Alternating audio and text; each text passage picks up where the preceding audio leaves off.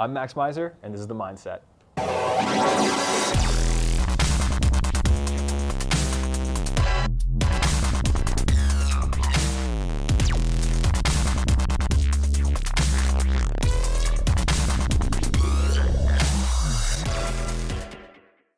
So I want to say thank you for giving us an excellent demonstration of some of the different facets of what Max Miser USA is all about. Of course, thank you for coming. Definitely, thank you for having us. And I also want to say, a huge thumbs up for you kind of carving out your own niche in different areas as well. You're doing what's making you happy, but you're doing it with an intention and meaning. Kind of going on the opposite side of the coin, I don't want to call it the ugly side of the fashion industry, but you being a component in the fashion industry, is it true that there's a lot of stereotypes that kind of go on in the fashion industry? Yes, is the short answer. The long answer is there are sort of two types of stereotypes that operate within that we operate upon within the fashion industry. One are the sort of actual stereotypes that we can back up with data. Like my favorite one is that the Japanese account for more than 30% of the world luxury market. They just love luxury goods. So it becomes a stereotype that is totally built and totally provable every single year. And for us, that's very important because we market kind of the highest echelon of goods made in the United States. So it's important that we know who's going to be interested in our products. Then there's what you're actually talking about, and that is the sort of compulsive dieting and the forcing of people into a narrower and narrower weight class. And that's a very complex issue, is the ugly side of it. And the ugliest side is that skinny models sell clothing better.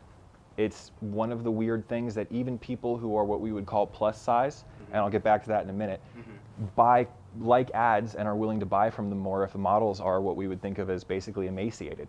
So it's sort of a problem that has no solution, because as long as people keep spending the marketing dollars and as long as people keep buying after the marketing campaigns, there's going to be no end to it. That being said, within the last 20 or 30 years, or 30 and 20 years especially, we've had a real turn to kind of recognize that the plus size market is far and away the majority of the market. Something like, I would say less than 10% of women exist in sample size. And then almost all women exist somewhere between 8 and 14 or 8 and 20, depending on how your numerical sizes are graded. And that's a huge problem, because that means that the majority of the market is being disserviced. So recently especially, it's also important to note that as far back as you can count, this isn't an issue that the wealthy suffer. If you have the money, they'll make something that fits you. And that's kind of the problem, in that they know how to make everything fit everyone, but they're disservicing the lower end customer because it's simpler to make and they can run them off in batches. The nice thing is that recently there has been a kind of reclamation of that image, of a healthy body image and a more complete marketing campaign that goes along with it. So I'm very happy, first of all, to have a limited clothing line, so that this isn't a majority of my concern, because everybody looks good with a handbag. And I mean, even handbags are a stereotype if you want to get into it. The reason they're so popular is once upon a time it was kind of the sign of an independent woman who had her own money. So I guess I could ramble kind of all day, but for us as a company, it's really important to be aware of stereotypes, because basically what we do is interpret culture and kind of facilitate that transformation into products and sort of monitor that supply chain in two ways. But on a bigger level, our job is to be aware of the culture that we present. And we could easily get swept away into something ugly. Right. So we try our best to kind of constantly be aware and our own police in that regard. So I can't say we've always done a great job at it, especially because it at times feels a little frustrating that you want to have, all of my clothing goes up to size XL, which is because of our sizing rubric. Actually, a typical brand's double XL. So, big girls are welcome too in the Max Miser household. But I can't get those girls to model as frequently because there's not as many of them modeling, because of the idea that they're not really welcome. So it's like a self-fulfilling ugly thing that just kind of perpetuates itself into the reality that we have. That's not to say that we shouldn't redouble our efforts and kind of aren't constantly trying to be better about it. And I think everyone is now. It's become such a scary time. On Twitter, one person can make a good point about a branding campaign and it can tank the entire year's worth of sales. Absolutely. That everyone has to be a little bit more careful.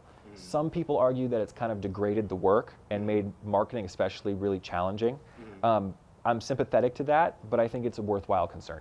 I think it's something that we have to undergo as an industry. And anytime you're in a wave of change, it's very hard to notice that you're being swept. It feels very still, and then all of a sudden it crashes. And I feel like we're just nearing the crash of that, especially in fashion, where we're starting to get a more wholesome image, especially in the United States, a more wholesome image of women in general. And I'd kind of be lying if that wasn't even born of a stereotype change. Women, especially 35 and under, are just turning into corporate monsters. They're just beasts. They're out there doing things men used to do, and they're doing it better than the men used to do it. Right. So a lot of it is that the stereotype is changing, and so is the marketing. And I guess that's kind of my final thing, is that if we really want to have stereotypes that we enjoy, like the Japanese being the world's biggest luxury market, then we have to make them self-fulfilling. We have to put pressures on people that they can live up to, and basically keep people in their own skin. Let them be happy with themselves. And that's where at least we hope to go as a firm, sort of present that. I think that that's a really good disposition to kind of take a stance on. I think that it's good that you're making a space for everyone. You're acknowledging the fact that there are certain stigmas or slights, but you're doing your best to work within them healthily for all parties involved. Now, speaking towards that health, I guess my next question would be for you, as a Western societal construct, you mentioned Japan, going between East and West. Do you feel like psychologically and spiritually Western culture is improving or digressing currently? I think as many points as I could make for one, I could likely make for the other. And in some regards, there's no question that we're better off today than we were yesterday.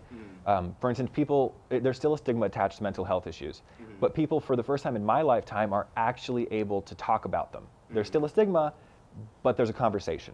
And that is really incredible to me. I think the weird thing I'm thinking about is speed. It all comes down to what you think of as the beneficial aspect of speed. So one of our problems as a company, and just to bring it back to us, of course, but one of our problems as a company is that we're constantly getting run up against shorter time frames than we would like. And I think that it's a by and large aspect of the digital world. Everyone is more connected, you can get a hold of things quicker, so time frames got shorter. It's just sort of a natural conclusion. The problem is that with that kind of speed and that kind of aggression that comes with it, you oftentimes chase issues too fast. So the great example of where this is a good thing is, I literally thought gay marriage would be the issue of my lifetime. Right. I thought this would go on and on and on, and I grew up in San Francisco. I was always on the team, but I kind of thought it would be a bigger issue. And then somewhere when I was in college, I think it just done. In my 20s, it was over. Right. And it was shocking. So, and you're seeing it all over the place, that these issues are resolving themselves with a velocity, but also a borderline social violence that we have not seen in the past. So as much as I'm willing and happily able to say that I think it's a great age we're living in, and a lot of things that we've been working on as humanity for centuries are coming to fruition and coming to bear for us, I think that means that we're living in a really pivotal and climactic and tumultuous age.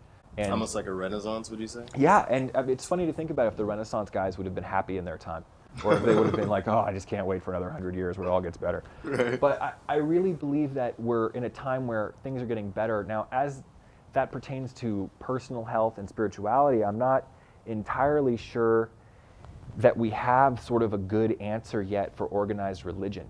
I think organized religion itself has brought us to this amazing time where, the respect of the individual as a sovereign being that is not to be violated, and we don't really kill each other as much as we used to, is really a great thing. And to me, I can kind of trace it right back to religion and the kind of, especially the proliferation of Christianity. But I think as more of the population becomes agnostic, or at the very least sort of disinterested in the practical aspects of day-to-day religion. A disconnect from orthodoxy. Yeah, a disconnect from orthodoxy. There needs to be some kind of stand-in for that societal brotherhood. One of the things that was really important about those communities is that it kept people in communities. Right. And today you see these fracturings of communities and people who are at each other's throats for really no clear reason other than they don't actually know each other.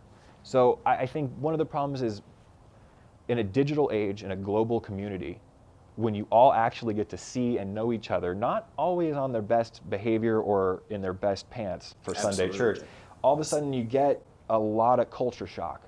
And I think until we come up with a societal alternative to the orthodoxy of tribalism religion, tribal religions, we won't get to that point where we feel included in sort of that tribe that is, I think, important to our well-being as humans. I think it's part of what got us here, and it's causing some problems with us, but it's an important attribute. I think it's very important and interesting that you bring that up, actually, because I feel like that same element of tribalism is what's causing some of the disruption and some of the maintenance of the inequalities that we're seeing of our time. Because of the tribalism of these groups. You know, we usually classify them as a letter, an R, a D, an I, you know what I mean? But I feel like because we have these groups that are going to serve their representative or their candidate or, you know, the person that is speaking for them, we kind of see people locking into tribalism in the worst way. So I think that it's very interesting that you bring that up. Please speak more on that. Where I kind of see it, and I'm up against it all the time, is I deleted the news app on my phone because I just can't stand the news from our president every single day. It's some new circus show. I can't watch it every day. It's just too much. And even the stuff I agree with is tiresome. You know, it's just too much. So, but I got off social media, and instead, what it caused me to do is redouble my efforts and my focus on the fashion industry that I spend most of my time in. And I've realized that this isn't just a political, societal issue. It's ingrained into every aspect of everything mankind has ever made. Right. So the fortress of couture is what we talk about all the time in fashion, and it's radically changing right now, where you have firms that the classic examples are Dior, Chanel, Gucci, Prada, these firms that dictated what style was to the consumer. They said, this is what you want, this is what you should look like, this is what you deserve as women. It wasn't always the right thing, but it worked for a long, long time. The problem is, and I could go into the business side of it, but basically in the early 2000s and the financial collapses that happened in 2008 and on, the design houses lost the ability to dictate style. And instead what happened was street style started to bubble up and become more of a thing. So a fashion trend didn't have to be dictated by someone sitting in the fortress of couture, Paris. They all of a sudden could be in the streets of New York, and you take a photo on Instagram, that photo gets retweeted and redone, and all of a sudden you're a trend maker, if only for the day. But you're the trend. You made a trend. You basically created something that is worth to certain companies upwards of hundreds of millions of dollars. It's sort of mind-boggling. And with that loss of power, I think came a serious panic, where you see like Dior adding their first fragrance in 30 years, I believe, 20 years, and it's clearly a ploy to get the young millennial market in. It's not anything that they would have done for their own branding image. It's something that they're responding to because they know they're losing ground quickly. A lot of companies today, and Supreme is a great example of this, dictate a trend but limit the quantity at such a rate that even if it's not necessarily a million-person trend, it's still going to be financially viable. The other way to do it is to understand what the underlying thing, the frequency, if you will, is that connects these, or let's go with thread, the thread that connects these things together. And for us, it's so far been the empowerment of women, which was really, to me, no big shock. I grew up with these women, and I watched them the whole time, and I honestly was terrified of them. Their whole careers, even through high school, they were not to be messed with. So now to think that they're dominating the workspace is not shocking to me. To think that they're coming into their own and demanding a more representative body in a political spectrum is not shocking to me. And fortunately for me, it's good for business. So I feel like sometimes the one straight white male who's not at all alarmed right now, I'm like, do your thing. You go, girl. You go, girl. Do your thing. But it's definitely a strange time. And I feel a lot of empathy for firms that got caught because it catches them into a cycle where they're not able to do their best work. I totally understand that and fully appreciate that. So going kind of from, tribalism to talking about the images that these people are and bringing that back to you making the observations that you have in your business of basically the end result of that tribalism, the small groups that have been created, that you're connected to a lot of these little small communities, right?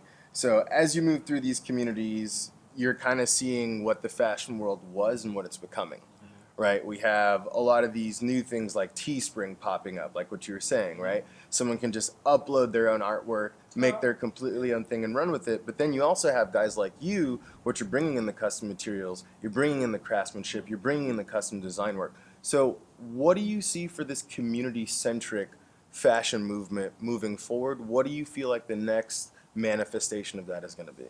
I think there's sort of two distinct possibilities that could form. One is that these groups sort of manifest themselves into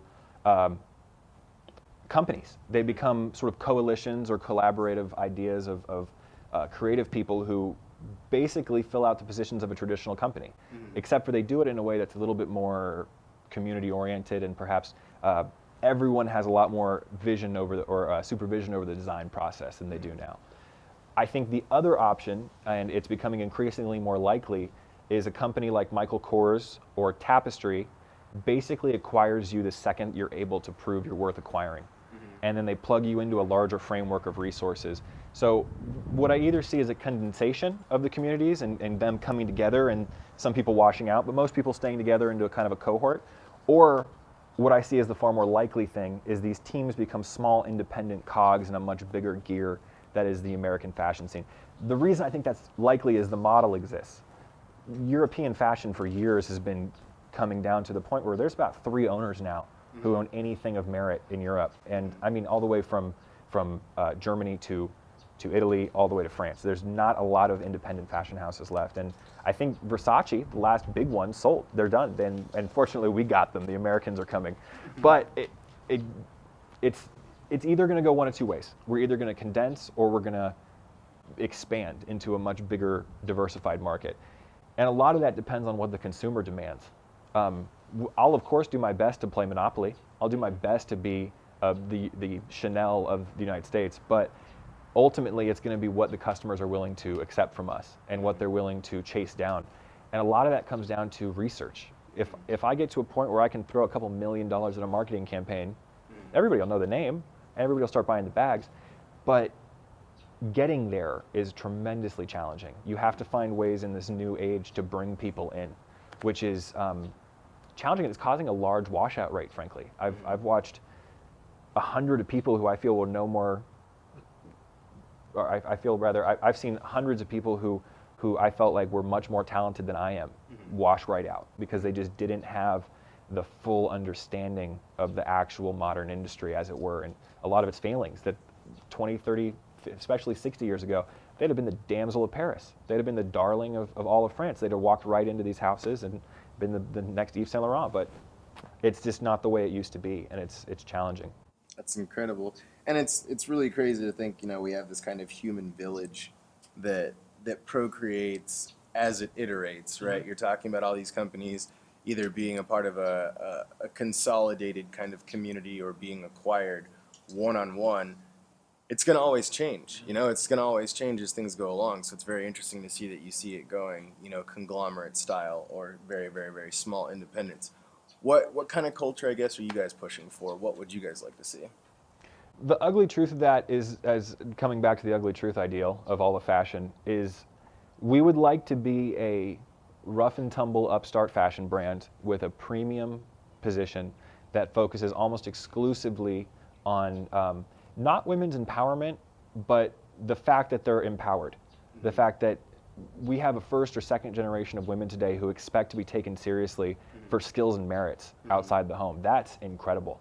And it deserves to be praised and lauded society-wide. So my long-term hope would be that we start as kind of a scrappy young brand that has this idealistic vision of not what women should be, but who they already are and who they're turning into as a community, cohort, if you will. But also we want to get to the point where we're really able to enact change. And that, frankly, is not going to be possible as a small brand.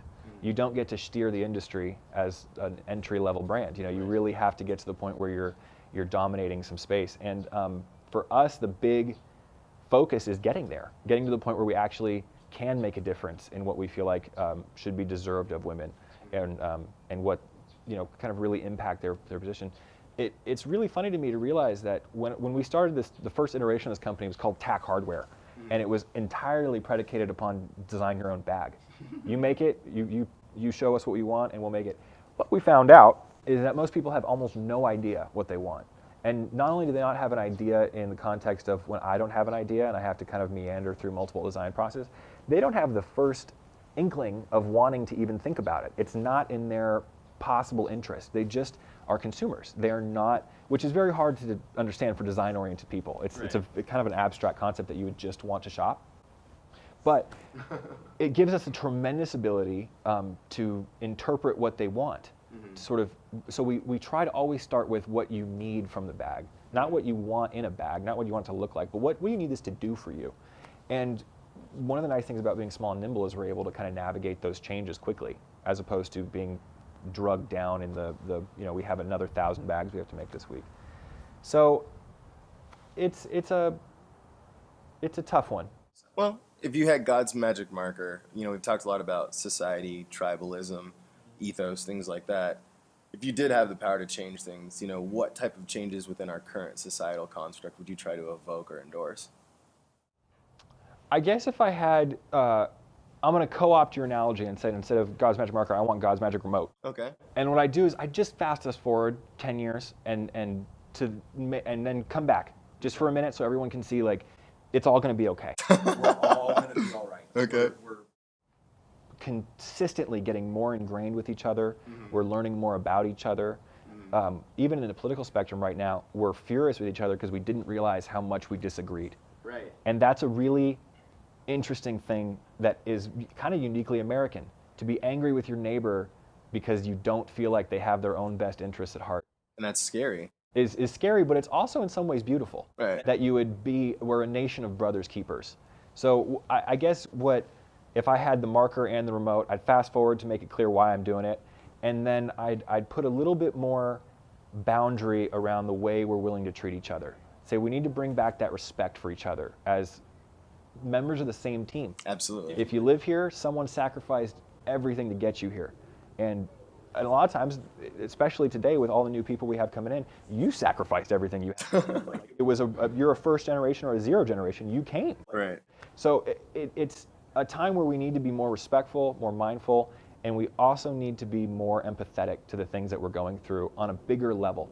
It's a time for us to get bigger as people. For a long time now, we've been able to kind of stay in our lanes. And in the 1950s, we thought we had modernity. We thought we had it all locked up, and this is the way it's going to be for the rest of time. Then we got drugged into a Cold War, and then we got drugged into, it was just naivete. And maybe it's the same naivete to say that everything's going to be fine, we're all going to be here and cheery in 10, 15, 20 years, but I really think that we'd all get there quicker if we just have a little bit more respect for one another. And we understand that no one has an opinion maliciously. Right. the trolls on Twitter do. Some people have an opinion. Well, there's always going to be that person that wants to poke at you and screw with you just because they get pleasure from seeing you get frustrated or I'm going to get irritated with this. That's fine. There's always going to be people that screw with you. However, most of us carry a much higher intention in the communications. Just trying to do Okay, just trying to make it. And I think that we'll get to a point where we realize that, where these optics we have, if you will, to kind of see each other in a new lens, get clear enough that we realize that these people are just like us. Everyone, all of our 350, 175 million neighbors, 100 million neighbors are just like us. They just really want what's best for themselves and their neighbors around them. So that's what I would do. I'd draw a little magic marker line around the level of hate, and I just you can't take it above a certain level. It's okay to be upset with each other, but you just can't get that mad, because when you're mad, nobody listens. And then everybody's mad at each other, and bringing it back to the tribalism, you just at each other's throats all the time, and it goes nowhere. War. Yep, war. So, final question for today, kind of keeping it to culture, because you're actively in a space where you're defining the way that people culturally express themselves. What do you think that we can do societally, men and women, to create better role models? What can we do to prevent another presidency like we currently have, or the one that we previously had? What can we do to make people more ethically aware, or perhaps more spiritually aware, or perhaps more logistically aware? What can we do moving forward to help better tomorrow? The corniest possible answer is be a better neighbor. It's no matter how horribly someone treats you, if you continue to be nice and treat that person with respect, eventually everyone will be super clear who the problem is, and it won't be you. And eventually, one of those people who will be clear who the problem is also that person. So I think as everybody, if everyone's seeing this, basically the idea we need to have is that if we want to be better role models, we have to be them. Like, I'm guilty of it. Today on the way here, I had an extra 10 minutes and I saw someone who was broke down on the side of the road with a tire issue. I could have stopped. I could have maybe asked that person if the heaviest thing they were carrying today was this tire issue, or if maybe there was something else I could have done. And I didn't. I was, I'll go ride around the park. I'll go check it out for another minute. So today I was not the person who I've long expected myself to be. And I guess the key to that is because if you do it by comparison, you'll get nowhere. Because if you compare yourself to everybody else, you'll end up average. You'll end up like everybody else. So I think the thing you got to do is constantly think, could you explain this to your 12-year-old self? Because kids aren't bad. So if a 12-year-old version of yourself could get on board with what's going on in your life, and I don't mean that like you rationalize it out to the 12-year-old. 10 words or less to explain to the 12-year-old your decision. And if he or she is not on board, new decision time. It's time to be a better role model. So compare yourself to who you thought you would be, no one else. Because that's the best metric, I think, of how we all get to our perfect selves, is to be a little bit more honest with ourselves and just to be better. We can do it. If everybody just kind of pulls together all of a sudden, because it'll get easier. If everybody tries a little harder, everyone carries a little less. So the weight seems a lot less, and eventually we're all running. We're not walking and fighting with each other anymore. We're all running as a society again. And maybe we'll send somebody back to the moon. Maybe we'll go to Mars. Maybe we'll show Elon Musk and his company who's boss as a government agency again. You know, who knows? I mean, we could do anything if we get off of each other's backs and we get back. And a lot of that is it all comes out. We have not been good to each other. We have not been good to ourselves, and we haven't been who we thought we would be. And I think that if we want to get better, we just have to be honest about the things that we haven't been good about. The things that we, like the lady who I didn't stop and help today. You just have to be better at addressing it, because next time, I bet I'll stop. Thinking about it today, even talking about it now, I bet you next time I'm more inclined to guilt myself into doing the right thing. Right. And that's the important part. That's that good Samaritan little 12-year-old making Max do the right thing. Well, I want to leave it there. Honesty and love. That's the mindset. I'll catch you guys next time.